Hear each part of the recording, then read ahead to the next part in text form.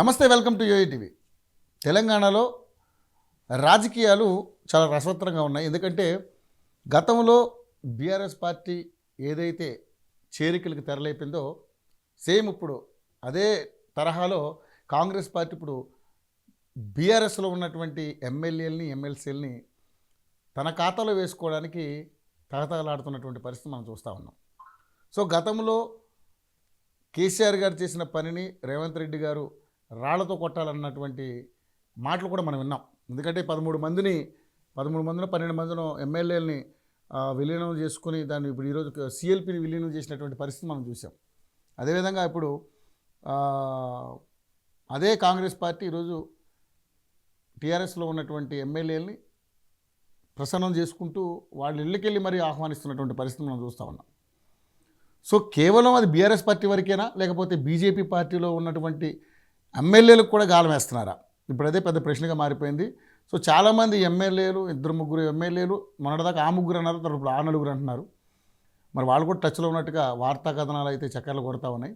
So మన ముందు ఇప్పుడు బీజేపీ సీనియర్ నాయకులు పల్నాటి వెంకటరెడ్డి గారు ఉన్నారు. ఆయన అడుగుదాం, మరి అనేక విషయాలు తెలుసుకునే ప్రయత్నం చేద్దాం. రెడ్డి గారు నమస్కారం. నమస్తే రవి గారు. సార్, చూస్తున్నారు మీరు కూడా ఫిరాయింపుల చట్టం తీసుకొచ్చిందే కాంగ్రెస్ పార్టీ అని చెప్పేసి బీఆర్ఎస్ పార్టీ అంటుంది. ఈరోజు ఫిరాయింపులకి పునాది వేసిందే బీఆర్ఎస్ పార్టీ అని చెప్పేసి కాంగ్రెస్ పార్టీ అంటుంది. సో వాళ్ళ ఇద్దరి మధ్య యుద్ధం అయితే నడుస్తూ ఉంది.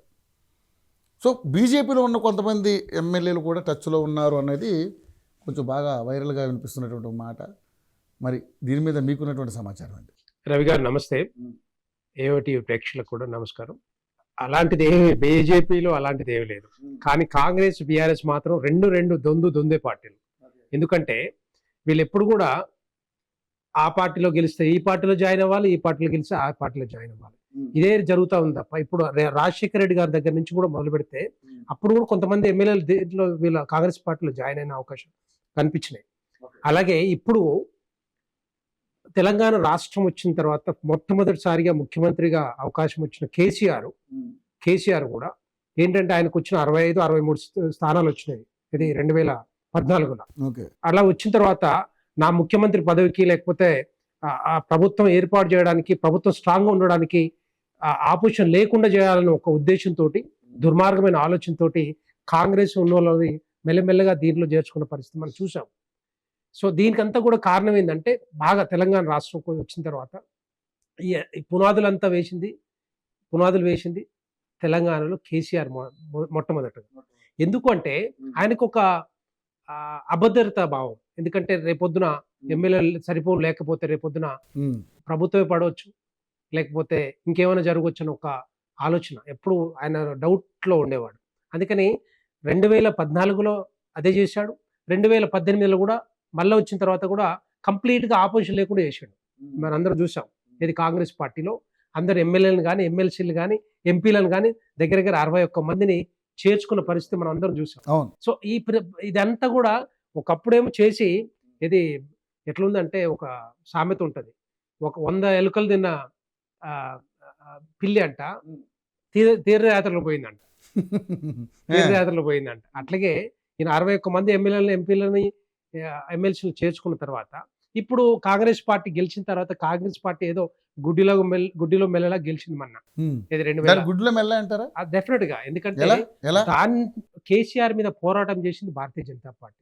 అప్పట్లో ఉన్న అధ్యక్షుడు బండి సంజయ్ గారు ఆ పాదయాత్ర మొదలు పెట్టుకుని ప్రతి ఊర్లో ఎక్కడైతే భారతీయ జనతా పార్టీ లేదో అక్కడ ఉంది అని చూపించడానికి మరి పాదయాత్ర చేసి చూపించాడు. అప్పుడు చూపించిన తర్వాత సాధించినటువంటి బండి సంజయ్ గారిని పక్కన పెట్టాల్సిన పరిస్థితి ఎందుకు వచ్చింది? ఎలక్షన్స్ ముందు ఈ రోజు పార్టీ అధికారం రాకపోవడానికి, మీకు సీట్లు గణనీయంగా పెరగకపోవడానికి కారణం అదే అని చెప్పి చాలా మంది విశ్లేషిస్తారు. పార్టీ ఏంటంటే పార్టీ నిర్ణయాలు ఏవైతే ఉన్నాయో అవన్నీ కూడా మనం అందరూ పాటించాల్సిందే. ఎందుకంటే నేను కూడా కార్యకర్తగా తప్పకుండా పాటించాలి. అంటే వాళ్ళ ఫ్యూచర్ ఎట్లా ఉంటుంది, ఏ విధంగా ఏ విధంగా గెలవచ్చు, ఏ విధంగా ముందుకు వెళ్ళొచ్చు అనే ఆలోచన పార్టీ పెద్దలు చూసుకుంటారు. కాబట్టి అదంతా కూడా అంతర్గత విషయం కాబట్టి మనం ఏం చెప్పలేము దాని గురించి. ఏంటంటే అట్లా రేపొద్దున పార్టీ గెలుస్తుందేనో ఆలోచనతో కొన్ని మార్పులు జరగవచ్చు. కానీ అది జరిగినంత మాత్రాన ఏమైందంటే దాంట్లోనే కొంత మరి రేవంత్ రెడ్డి గారు కొంచెం ముందుకొచ్చి ఆయన తీసుకోవడం, పార్టీ బాధ్యత తీసుకోవడం, ముందుకు ఇంకా పార్టీని తీసుకురావటం కాంగ్రెస్ పార్టీని. సో, ఆ విధంగా కొంతమంది అంటే బేసిక్‌గా ఏందంటే కేసీఆర్ మీద ఏదైతే తీవ్ర వ్యతిరేకత ఉందో ఉమ్. గత 10 సంవత్సరాలు, 9.5 సంవత్సరాల కాలంలో ఆయన చేసే కార్యక్రమాలు గాని, ఆయన చేసిన అభివృద్ధి కార్యక్రమాలు ఏవి గూడా ప్రజలకు చేరువలో లేవు గాబట్టే ఇవంతా గూడా ఏం చేసిర్రంటే ప్రజలందరూ గూడా ఎట్టి పరిస్థితుల్లో కేసీఆర్‌ని దించాలి. కేసీఆర్ దించాలంటే ఏం జేయాలి? ఒక ఆలోచన. అంటే బీజేపీ గెలిపియాలా? లేదంటే కాంగ్రెస్ గెలిపియాలి. సో, ఒక ఆలోచనతోటి చాలా మంది ఉన్నారు. కొంతమంది కొన్ని స్కీములు ఒక 3 స్కీములు ఆయన పెట్టిన స్కీములు ఫలించినాయి చెప్పాలంటే. ఆ ఫలితాలిచ్చినాయి. ఏమిటి? ఒకటి రైతు బంధోటి, తర్వాత ఒక పెన్షన్ ఒకటి, కళ్యాణ లక్ష్మి ఒకటి, తర్వాత అది ఈ 3 తప్ప ఇంక ఏమి లేదు ఆయన 24 గంటల వరకు కరెంట్ 24 గంటలు కరెంట్. మరి ఇప్పుడు చూసారు కదా! ఇప్పుడు ఇప్పుడు ఇప్పుడు కాదు విద్యుత్ నేను. ఆ కమిషన్ మీద ప్రభుత్వం గురించి అంటే మాట్లాడుతున్నా. అప్పటి నుంచి కూడా ఉంది. ఉమ్. అప్పటి నుంచి కూడా ఎలిగేషన్స్ ఉన్నాయి వీటి మీద. ఉమ్. విద్యుత్ మీద ఎలిగేషన్స్ ఉన్నాయి. కానీ ఎవ్వరు పట్టించుకోలేదు. అప్పటి నుంచి కూడా ఎలిగేషన్స్ వస్తున్నాయి. ఛత్తీస్‌గఢ్ నుంచి ఎక్కువ ధరకు కరెంట్ కొంటున్నారని కొనడం చెప్పి వల్ల అప్పట్లోనే వచ్చినాయి. కానీ ఎవరు పట్టించుకోలే, ఏం చేయలేదు దాని మీద. కమిషన్లు గాని, ఎంక్వైరీలు గాని ఏం లేవు. ఎందుకంటే సర్కార్ బీఆర్ఎస్ పార్టీ సర్కార్‌లో ప్రభుత్వంలో ఉంది కాబట్టి ఏం చేయలేకపోయారు. ఇప్పుడు ప్రభుత్వం మారిన తర్వాత దాని మీద కమిషన్ ఏస్తే ఏమంటున్నాడు కేసీఆర్? కమిషన్‌ని రద్దు చేయాలి. కమిషన్ అది కరెక్ట్ కాదు. కమిషన్ ఎంక్వైరీ చేయొద్దు అని చెప్పేసి హైకోర్టులో పిటిషన్ ఏసిండు నిన్న. ఇప్పుడు ఏమైంది? హైకోర్టు ఏం చెప్పింది? అది కరెక్టే. మీకు ఒకవేళ తప్పు చేయకపోతే ముందుకొచ్చి చెప్పండి కమిషన్ ముందు. ప్రాబ్లమ్ ఏందని అడుగుతా ఉన్నారు. హైకోర్టే అడుగుతుంది. ఇప్పుడు ఆయన పరిస్థితి ఏం చెప్పండి? సో, అట్లా దాంట్లో గూడా దగ్గర ఒక 5, 6 వేల కోట్ల స్కామ్ జరిగింది. కుంభకోణం జరిగిందని క్లియర్‌గా ఎంక్వైరీ కమిషన్ కూడా చెప్తా ఉంది. జస్టిస్ నరసింహారెడ్డి గారు క్లియర్‌గా చెప్తా ఉన్నారు. రేపు పొద్దున వస్తది. రిపోర్ట్ అంతా కూడా బయటకొస్తది. అట్లా కేసీఆర్ చేసిన ప్రతి పని గూడా రివర్స్ అయితుంది ఇప్పుడు. ఏది చేసినా కూడా ఆయన రివర్స్ అయితుంది ఇప్పుడు. అదొక్కటే కాదు. కాళేశ్వరం చూసాం మనం. 1,50,000 కోట్లు ఖర్చు పెట్టింది. దానికి దగ్గర 78,000 కోట్లు మాక్సిమం అవసరం వస్తాయేమో. ముందల 40,000 కోట్లే. దాన్ని పెంచిర్రు. 70,000 కానీ మీరు 1,00,000 కోట్లు అన్నారు. 93,000 ఇప్పుడు 1,50,000 కోట్లు అవుతుంది. ఎందుకు 93,000 కోట్లని ఆల్రెడీ నిర్ధారణ చేశారంట కదా. దాంట్లో మళ్ళా వెనకాల ఇప్పుడు అదేమో అఫీషియల్‌గా, అన్‌అఫీషియల్‌గా తీస్తే ఇప్పుడు వస్తది అది కూడా. దాని మీద జస్టిస్ ఘోష్ కమిషన్ ఏశారు. ఉమ్. వాళ్ళు కూడా ఎంక్వైరీ చేస్తా ఉన్నారు. ఇవన్నీ కూడా బయటకొస్తాయి. అఫిడవిట్లు కూడా తీసుకుంటున్నారు ప్రతి ఒక్క ఇంజినీర్ దగ్గర నుంచి. సో, అవన్నీ కూడా బయటకొస్తే దగ్గర 1,50,000 కోట్లు అవుతాయి. ఎందుకంటే మన విద్యుత్ కమిషన్ మీద ఏది లేదు అంటేనే దగ్గర 5, 6 వేల కోట్లు వచ్చింది బయటికి. అవును. సో, వీటి మీద రావని గ్యారంటీ ఏముంది? సో, ఎట్టి పరిస్థితుల్లో అవి కూడా బయటకొచ్చే అవకాశాలు ఉంటాయి. ఒక్కొక్కటి ఇది ఒక్కటే కాదు. ధరణి చూసినా, గొర్రెల స్కామ్ చూసినా, తర్వాత మిషన్ కాకతీయ చూసినా, ప్రతి దాని మీద ఒక ధరణిలో కూడా వేల ఎకరాలు అన్యాక్రాంతమైనాయి. రాత్రికి ఔట్. అక్కడి నుంచి కనపడకుండా పోయినాయి. సో, అవన్నీ కూడా బయటికి రావాల్సిన అవసరం ఉంది. ఎవరి పేరు మీద అవి రిజిస్టర్ అయినాయో, ఎవరు సొంతం చేసుకున్నారో అవన్నీ కూడా బయటికి రావాల్సిన అవసరం ఉంది. ధరణి కమిటీ ఏశారు. మరి ఎప్పుడొస్తుందో తెలవదు గానీ, ఆ కమిటీలో ఉన్న విషయాలన్నీ బయటికి రావాలి. ఎందుకంటే ఇవన్నీ కూడా తెలంగాణ వచ్చాక తెలంగాణ ఎందుకు తెచ్చుకుర్రండి? తెలంగాణ ఒక 3 కారణాలు. నీళ్లు, నిధులు, ఉద్యోగాలు. నియామకాలు. ఈ 3 వీటి కోసం మనం కష్టపడి ఇన్ని సంవత్సరాలు కొట్లాడి తెచ్చుకున్న తెలంగాణని మొత్తం దోచుకున్నారు చెప్పాలంటే. దాచుకోవడం తప్ప ఏమీ లేదు. కేసీఆర్ చేసింది. కేసీఆర్ కుటుంబం మరి 2,00,000 ఉద్యోగాలు ఇచ్చామని చెప్తున్నారు కదా. ఎక్కడిచ్చారండి 2 లక్షల ఉద్యోగాలు? 2 లక్షల ఉద్యోగాలు కాదు. ఇంకా చాలా ఇవ్వాలి చెప్పాలంటే. ఉమ్. ఇప్పుడు 35 అసలు మనకి ఎన్ని ఉద్యోగాలు 35 లక్షల మంది ఆ. నిరుద్యోగులు వెయిట్ చేస్తా ఉన్నారు ఇప్పటికీ. అందరికీ- అన్నది కూడా అందరికీ న్యాయం చేయలేం కదా. 35 లక్షల మంది. ఆ. ఇది కాకుండా ఇప్పుడు కేసీఆర్ గవర్నమెంట్ వచ్చిన తర్వాత కూడా కొంత ఏందంటే, అది కాకుండా ఒకవేళ గవర్నమెంట్ ఉద్యోగాలు లేకపోయినా కూడా ప్రైవేట్ సెక్టర్స్‌లో మాక్సిమం స్కిల్డ్ జాబ్స్ కానీ అట్లాంటివి కూడా మనం ప్రోత్సహించి వాళ్ళని పంపియొచ్చు. ఎంతసేపు ఉన్నా కూడా డిగ్రీలు చేస్తే బీఎస్సీ, బీఏ, బీకామ్ అట్లా కాకుండా కొన్ని స్కిల్ జాబ్స్ నేర్పించాలి. ఫర్ ఎగ్జాంపుల్ ఐటీఐ లాంటివి అలాంటివి నేర్పిస్తే నేను చూస్తున్నాను. ఇప్పుడు గల్ఫ్‌లో చాలా మంది లక్షల మంది ఎందుకున్నారు అక్కడ. చిన్న జాబులు చేసుకొని కన్‌స్ట్రక్షన్ కంపెనీలలో పనిచేస్తా ఉన్నారు. వాళ్ళంతా చదువుకోనోళ్ళు వాళ్ళంతా. అదే వాళ్ళకి ఐటీఐలో ఏదైతే కొన్ని ఉంటాయి కదా! లైక్ గ్రూప్స్ గాని, ఫిట్టర్ గాని, మెకానిక్ గాని, ఏసీ గాని అది అని ఇట్లాంటి స్కిల్ జాబ్స్ నేర్పిస్తే దగ్గర వాళ్ళకి 50,000, 60,000 ఎక్కడొచ్చే అవకాశాలున్నాయి ఓకే. ఉద్యోగం చేస్తే. సో, అట్లాంటి పట్టించుకోని పరిస్థితి ఇక్కడ కనిపించింది. గల్ఫ్‌లోళ్ళని అసలు పట్టించుకోని పరిస్థితి. దానికి కమిటీ కూడా ఏసిండు కేటీఆర్. సో, అట్లాంటి చాలా మందికి ఉద్యోగాలు రాని పరిస్థితి. ఎంతసేపు ఉన్నా కూడా గవర్నమెంట్ ఉద్యోగాలు కాకుండా ఇతర ఉద్యోగాలు ఏవైతే ఉన్నాయో జాబ్స్ హెల్త్ క్రియేట్ సెక్టర్స్ చేసి లో కానీ మిగతా ఎలక్ట్రిసిటీ కానీ స్కిల్ డెవలప్మెంట్ కంపెనీ సెంటర్స్. కానీ కంపెనీస్ కానీ ఐటీ జాబ్స్ లో కానీ ఇట్లాంటి అన్ని కూడా తీసుకురావాల్సిన బాధ్యత కానీ వీళ్ళ మరి మీద మీరు కూడా మాట ఇచ్చారు 2 కోట్ల ఉద్యోగాలు ఇస్తామని అవన్నీ చెప్పేసి చేస్తా ఉన్నారు. మాట్లాడారు. అంటే 2 కోట్ల ఉద్యోగాలు అంటే ఈ మొత్తం ఒక గవర్నమెంట్ సెక్టర్ లో కాదు, మొత్తం ప్రైవేట్ సెక్టర్స్ లో కూడా Whatever. ఇప్పటికి లక్షల కోట్ల ఏవైతే మనకి ఫండ్స్ వచ్చాయో బయట నుంచి పెట్టుబడులు వచ్చాయో ఆ పెట్టుబడులతోటి ఎన్నో కంపెనీలు వచ్చాయి. మనం చూసావా ఇప్పుడు తెలంగాణలో కూడా చాలా కంపెనీస్ వచ్చాయి. పెద్ద పెద్ద సాఫ్ట్వేర్ కంపెనీస్ అన్ని ఇక్కడే ఉన్నాయి కదా, అవును. బేసిక్ ఇక్కడే ఉన్నాయి. ప్రభుత్వం తెలంగాణ కేంద్ర ప్రభుత్వం కాదు ఆ, వాళ్ళకి తెలియకుండా ఇక్కడికైతే రావు కదా, ఓకే. డెఫినెట్ గా వాళ్ళకి తెలిసే వస్తాయి కదా. సో ఇవన్నీ కూడా ఏంటంటే ఈ అన్ని కోట్ల ఉద్యోగాలన్నీ కూడా ఈ ఈ ఈ 10 సంవత్సరాల కాలంలో చాలా చాలా వరకు వచ్చినాయి. ఇప్పుడు ఇంకా ఇంకా దాని మీద ఇంకా కసరత్తు చేస్తా ఉన్నారు, ప్లాన్ చేస్తా ఉన్నారు. డెఫినెట్ గా ఇవన్నీ కూడా నెక్స్ట్ 5 years లో కంపల్సరీగా వస్తాయి. సరే సో వెంకటరెడ్డి గారు, మనకి ఇప్పుడు మొన్న జరిగిన ఎంపీ ఎలక్షన్స్లో సో మీరు చాలా కాన్ఫిడెంట్గా 400 పైనే అని చెప్పేసి అన్నారు. ఫిర్ ఏక్ బార్ మోదీ సర్కార్ అన్నారు. అదేవిధంగా 400 పార్ అన్నారు. ఆప్కి బార్ 400 పార్ అన్నారు. ఈ రోజున ఎన్డీఏ సపోర్ట్ చేస్తేనే కానీ మీరు గవర్నమెంట్ ఫామ్ చేయలేని పరిస్థితిలో ఉన్నారు. కారణం ఏంటంటారు? ఎందుకు ఇంత వ్యతిరేకత ఇప్పుడు దేశంలో మీకు వచ్చిందంటారు? కారణం ఏంటంటారు? ఇది మొదటిసారి కాదు యాక్చువల్గా ఎన్డీఏ సర్కార్ ఏర్పాటు చేయటం.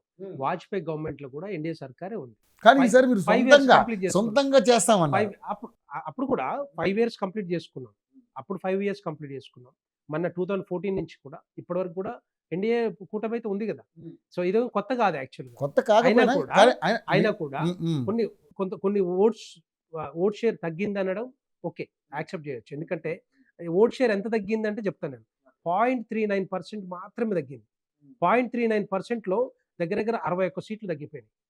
0.39 60 సీట్లు తగ్గిపోయినాయి. సో దాని కారణంగానే సొంతంగా భారతీయ జనతా పార్టీకి బలం అంటే ఫామ్ చేయడానికి లేకుండే కొంచెం తక్కువ పడ్డాయి.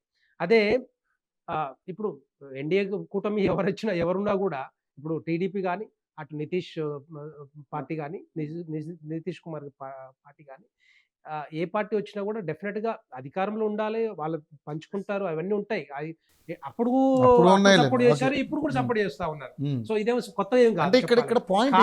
240 సీట్లు ఎందుకు వచ్చినాయి, ఎందుకు తగ్గినాయి 330 నుంచి అంటే ఒకటి చెప్తాను నేను.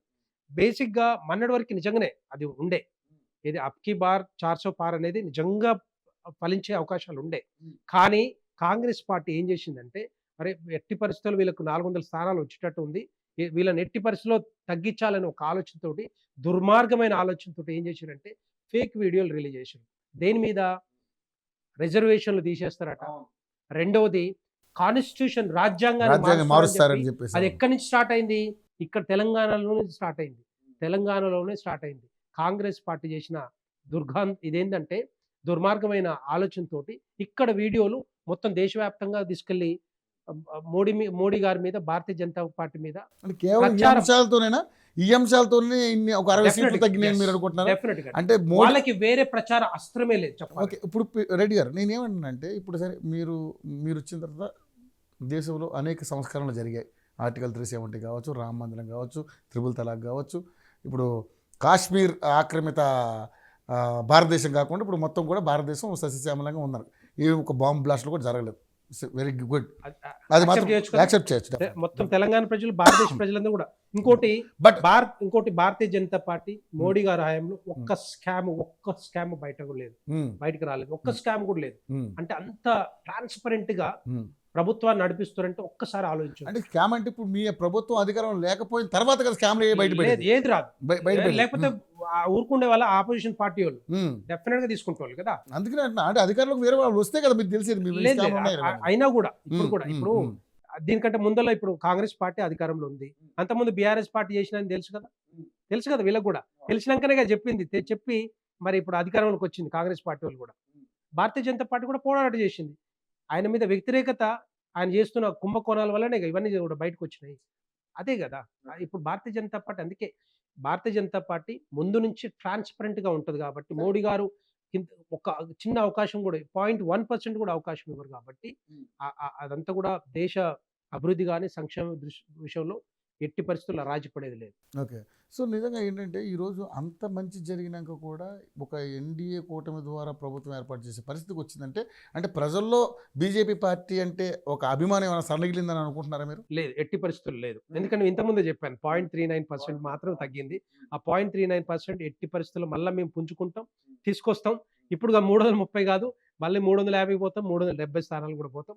100% ఇది మాత్రం. ఎందుకంటే ఇవన్నీ కూడా మేము చూస్తున్నాం. ఎక్కడ ఎక్కడ ఎగ్జాక్ట్‌గా ఏం జరిగిందనేది మేమంతా కూడా ఒకసారి అనలైజ్ చేస్తున్నాం. వాటి మీద డెఫినిట్‌గా మేము తీసుకుంటాం. ఎక్కడైతే తప్పులు జరిగినాయో అవన్నీ కూడా ముందుకు కరెక్ట్ చేసుకుంటూ ముందుకు పోతాం. ఓకే. ఇప్పుడేందంటే ఇప్పుడు అయిపోయింది. ఇప్పుడు ఆ ఎలక్షన్ అయిపోయింది. మూడోసారి గవర్నమెంట్ ఫార్మ్ చేశారు. మోడీ గారు ప్రధానమంత్రి ముచ్చటగా మూడోసారి ప్రధానమంత్రి అయ్యారు. ఇప్పుడు వాటి మీద అభివృద్ధి, సంక్షేమం ఆ 2 విషయాలలో ఎట్టి పరిస్థితుల్లో భారతదేశాన్ని ఏ విధంగా తీసుకుపోవాలి, తర్వాత వికసిత్ భారత్ 2047 లక్ష్యంగా ఏ విధంగా ముందుకు తీసుకెళ్ళాలి, తర్వాత ప్రపంచంలోనే ఆర్థిక వ్యవస్థలో నంబర్ 3 స్థానానికి ఎట్లా తీసుకురావాలి, నంబర్ 1 స్థానానికి ఏ విధంగా పోవాలి. ఇప్పుడు నంబర్ 5లో ఉన్నాం మనం. 5వ స్థానంలో ఉన్నాం. తొందరగా వీలైన తొందరలో 3వ స్థానానికి పోతాం. 1 స్థానానికి కూడా పోతాం. అమెరికాను, చైనాను, రష్యాను, యూకేని తలదన్ని ఏ విధంగా అభివృద్ధిలో ముందుకెళ్లాలని ఒక ఆలోచన మోడీ గారికి ఉంది కాబట్టి అదే అదే ఆలోచనతోటి ముందుకు పోతా ఉన్నారు. ఎట్టి పరిస్థితుల్లో అవి మాత్రం డెఫినిట్‌గా సక్సెస్ అవుతాయి. ఆ పాజిటివ్‌నెస్ మాకుంది. ఇక ఏపీ విషయానికొస్తే చంద్రబాబు నాయుడు గారు ఈరోజు మంచి సపోర్ట్ ఇచ్చారు. డెఫినెట్‌గా ఈరోజు ముగ్గురు కలిసి కూటమి ద్వారా ఇక్కడ ఏర్పడ్డారు. సో, ముగ్గురికి కలిపి 64 సీట్లు, అద్భుతమైన విజయం. సో, మరి ఏపీ తెలంగాణ నుంచి వేరుపడ్డ తర్వాత ఎన్నో సంక్షోభాలు, అంటే అభివృద్ధికి నోచుకోలేదు, రాజధానికి నోచుకోలేదు, అదేవిధంగా పోలవరం ప్రాజెక్టుకి పూర్తి కాలేదు, అనేక రకాలైన సమస్యలు, ఉద్యోగాలు లేవు, అక్కడ అస్తవ్యస్తంగా ఉంది. జగన్మోహన్ రెడ్డి గారి ప్రభుత్వం అలా చేసింది కాబట్టి ఈరోజు వాళ్ళకు 11 ఇచ్చి పక్కన కూర్చోబెట్టారు.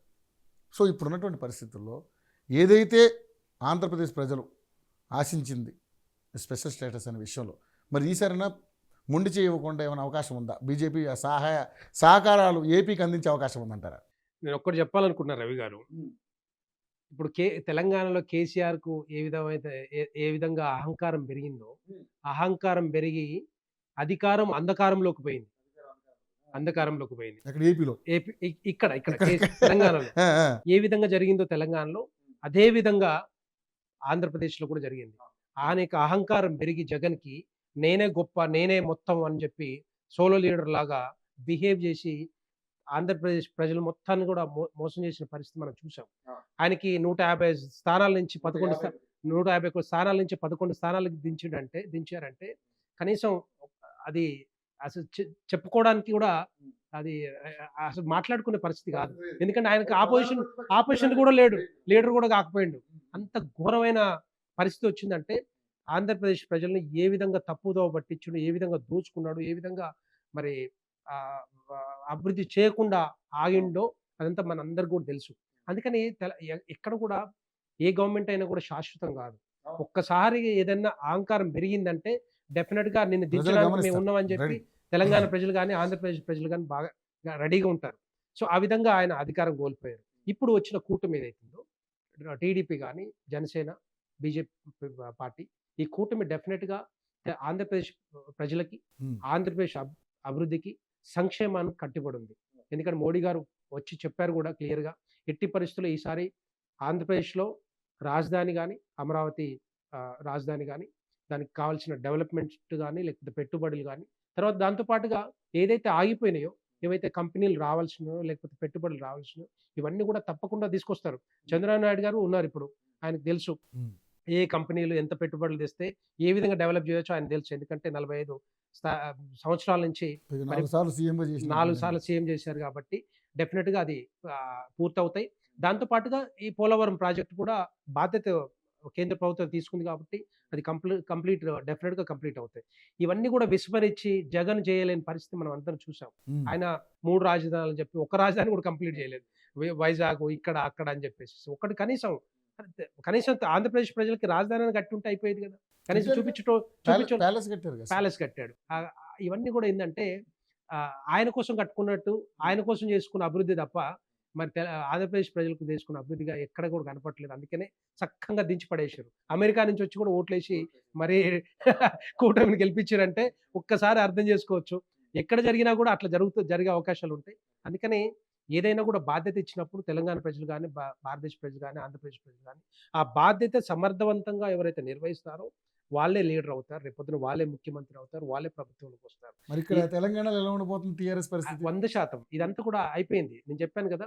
బీఆర్ఎస్ ఎప్పుడైతే టీఆర్ఎస్ నుంచి బీఆర్ఎస్ మార్చిండో అక్కడికే తెలంగాణకి అస్తిత్వానికి ఏదైతే అక్కడి నుంచి చర్మగీతం పాడారంటారా? చర్మగీతం అంటే పాడినట్టు బి అనే అక్షరం కేసీఆర్ గారికి వర్కౌట్ అవ్వాల. కాలే. ఆయన ఏందంటే అక్కడ కేంద్రంలో చక్రం తిప్పుదామని ఆలోచనతోటి బీఆర్ఎస్ పార్టీగా అంటే ఒక రకంగా అత్యాశ అంటారా? అక్కడ అత్యాశ అంటారా? అత్యాశే, డెఫినెట్ గా అత్యాశే. అదంతా కూడా అత్యాశతోటి పోయి రేపొద్దున నాకు కొన్ని సీట్లు వస్తాయి, రేపొద్దున కేంద్రంలో నేను చక్రం తిప్పొచ్చిన ఒక దుర్మార్గమైన ఆలోచనతోటి. అసలు మనకి తెలంగాణ దుర్మార్గమైన ఆలోచన ఎట్లా అంటే అసలు ఎందుకంటే చెప్తా ఎందుకు. ఇప్పుడు మీరు ఫస్టోసారి అధికారంలోకి వచ్చారు, రెండోసారి అధికారంలోకి వచ్చారు, మూడోసారి కూడా అధికారంలోకి వచ్చారు, అవసరం నాలుగోసారి కూడా అధికారంలోకి రావాలనుకుంటారు. మోడీ గారి 3 సార్లు ప్రధానమంత్రి అయినప్పుడు సరే బలాన్ని చేకూర్చి వీళ్ళని కలుపుకొని ఏదో ఆయన ప్రయత్నం ఆయన చేశాడు. సరే ప్రయత్నం చేయడం తప్పు కాదు, దాన్ని మనం దుర్మార్గం అనడం కంటే కూడా ఓ ప్రయత్నం చేశారు. బట్ ఎంతవరకు సాధ్యాసాధ్యాలు అనేది దేవుడు నిర్ణయిస్తాడు, మరి ప్రజలు నిర్ణయిస్తారు. సో దాన్ని మనం ఏ విధంగా స్వాగతించాలి? రవి గారు నేను ఒక మాట చెప్పాలనుకుంటున్నా. ఎందుకంటే మనం తెచ్చుకున్న తెలంగాణ దీనికోసం కాదు. ఎగ్జాక్ట్లీ, అందుకని జనాలకు అది అర్థమైంది. నువ్వు తెలంగాణ స్థితిగతులు, తెలంగాణకి కావాల్సినవి తెలంగాణ ప్రత్యేక రాష్ట్రం కావాలని అనుకున్నాం కదా, కొట్లాడి తెచ్చుకున్నాం కదా. కొట్లాడి తెచ్చుకున్న తర్వాత ఇక్కడ ఏవైతే మరి తెలంగాణ బిడ్డల ఆశయాలు, ఆకాంక్షలు ఏవైతే ఉన్నాయో అవి ఫుల్ఫిల్ కాకపోతే నేను భారతదేశంలో పోతా అంటే పక్క రాష్ట్రంలో పార్టీలు పెడతా, నేను అక్కడ చక్రం తిప్పుతా. చాలా మంది విమర్శించారు కూడా, ఎవరు ఊరుకుంటారు చెప్పండి? తర్వాత నువ్వేదైనా చేయమని, ఎవరు ఇక్కడ చేయమని చెప్పండి, ఇక్కడ కంప్లీట్ చేయమని చెప్పండి. ఇప్పుడు నేను చెప్పాను 7 లక్షల కోట్ల అప్పు తీసుకురావడం, తర్వాత కాళేశ్వరం కుంగుతా ఉంది అంటే ఇట్లాంటి చేసి మరి తెలంగాణ ప్రజల్లో ఊరుకుంటారా? ఇట్లాంటి కట్టడాలు కట్టి 100 సంవత్సరాలు ఉండాల్సిన కాళేశ్వరం ప్రాజెక్టు, అంత పెద్ద ప్రాజెక్టు డ్యాము, అది 6 నెలలు కూలిపోతుంది. మొత్తం అది గోదావరి పాలు అవుతున్నాయి నీళ్ళని. మన 1,50,000 కోట్లు అంటే ఇమాజిన్, ఒక్కసారి అర్థం చేసుకోండి. ఆ డబ్బంతా కేసీఆర్ దా? తెలంగాణ ప్రజలు కష్టపడి సంపాదించిన డబ్బు. ఆ ట్యాక్సులన్నీ కూడా, ఆ పన్నులు కట్టాల్సింది ఎవరండి? తెలంగాణ ప్రజలు కట్టాలి. ఆ భారం ఎవరిది? అది ఆయన జాగీరే అమ్మన్నా? ఆయన ఆయన పిల్లల కేటీఆర్ దా, కవిత, లేకపోతే హరీష్ రావుదా? ఎట్టి పరిస్థితుల్లో వాళ్ళంతా కూడా ఆ రికవరీ చేయాలి. ఎవరెవరు ఎక్కడెక్కడ ఈ సొమ్మంతా తిన్నారో అంతా కూడా రికవరీ యాక్ట్ కింద తీసుకురావాల్సిన బాధ్యత రేవంత్ రెడ్డి గారి మీద ఉంది, కాంగ్రెస్ ప్రభుత్వం మీద ఉంది. ఎందుకంటే ఆయన ఎప్పుడు చెప్తుండేటోడు, దానికంటే అధికారం రాకముందు, కాంగ్రెస్ ప్రభుత్వం రాకముందు సిబిఐ కాళేశ్వరం ప్రాజెక్టు మీద సిబిఐ ఎంక్వైరీ చేయాలి అని చెప్పి, అప్పుడు వాళ్ళేమో అధికారంలో వాళ్ళు రాయలేదు. ఇప్పుడు మరి రేవంత్ రెడ్డి గారు వచ్చారు కదా, రాయమని చెప్పండి, ఒక్క మాట, ఒక్క లెటర్ రాయమని చెప్పండి, మేము సపోర్ట్ చేస్తాం అన్నారు. 1,00,000 కోట్లు కక్కిస్తామని కూడా అన్నారు. కక్కిస్తామని చెప్పారు కదా. సిబిఐ ఎంక్వైరీ వేయకుండా 6 నెలలు ఎందుకు ఆగుతున్నారండి? వీళ్ళ చేతుల్లో ఉంది కదా, రేవంత్ రెడ్డి గారి చేతుల్లో ఉంది. ఒక్క లెటర్ రాయమని చెప్పండి, మేము సపోర్ట్ చేస్తాం ఇమీడియట్ గా భారతీయ జనతా పార్టీ.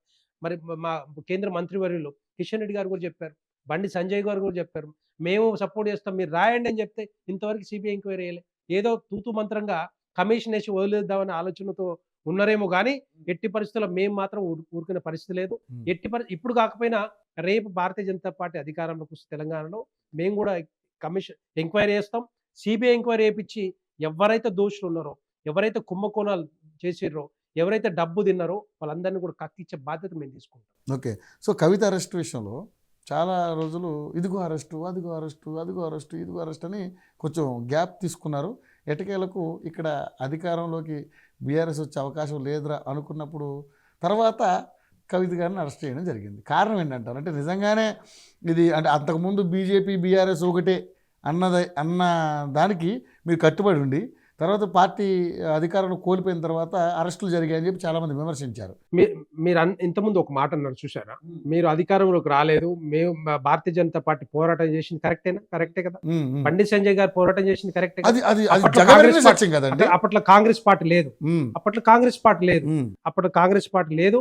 దాని అస్తిత్వమే చాలా వరకు తగ్గిపోయింది అప్పట్లో. మనం అన్ని ఎన్నికల్లో చూసాం, దుబ్బాకలో చూసాం, హుజూరాబాద్లో చూసాం, మునుగోడులో చూసాం, తర్వాత జిహెచ్ఎంసీ ఎలక్షన్లో చూసాం. చూసాం. అన్నిట్లలో ఎంత వాళ్ళ పర్సెంటేజ్ వచ్చిందో ఎంత వచ్చిందో తెలుసు. భారతీయ జనతా పార్టీ రోజు రోజుకు పుంజుకుంటా ఉంది. ఎప్పుడైతే కింద పడేసింది మీరే. ఎప్పుడైతే కవిత లిక్కర్ స్కామ్ అయితే బయటపడ్డదో, తర్వాత ఇది కవిత లిక్కర్ స్కామ్ అయిన తర్వాత అది సిబిఐ ఎంక్వైరీ చేస్తూ ఉంది, ఈడీ చేస్తూ ఉంది. వాళ్ళు ఎంక్వైరీ చేసే క్రమంలో భారతీయ జనతా పార్టీకి ఏం ఆస్కారం ఉంటుందంటే దాంట్లో కలగజేసుకోవడంలో భారతీయ జనతా పార్టీ ఏం చేసేది ఏం లేదు. మీ ఎంపీలే కదా సార్ అసలు కవిత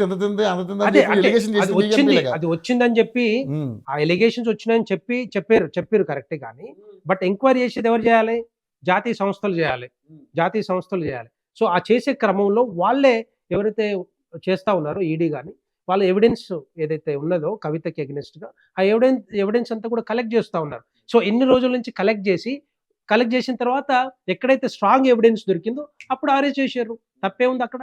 దానికి టైం పట్టొచ్చు, కొంత టైం పట్టింది.